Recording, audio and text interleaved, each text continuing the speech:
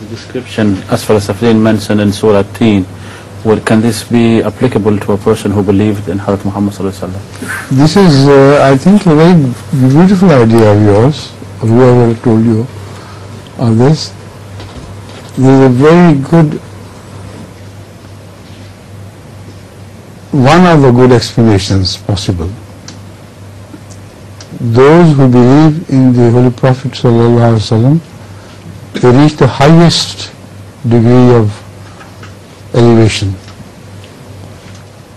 And after that, if they reject him or show disrespect to his real person and only imitate but do not follow him properly, then they will be degraded to the worst of animals. And this is what Rasulullah sallallahu has himself explained, that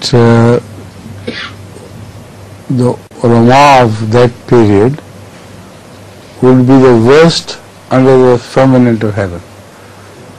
So this is Asfalas Safeleen. It's a very good idea.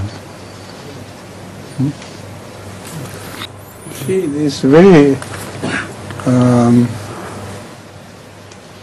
wonderful reference in the sense that Ahmad sallallahu alaihi wasallam did not refer the ulama to himself,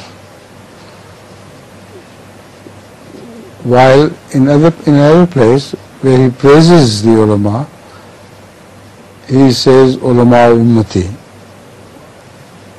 But here the Holy Quran, Rasulullah sallallahu says ulama'uhum. So they have no relationship with Rasulullah sallallahu.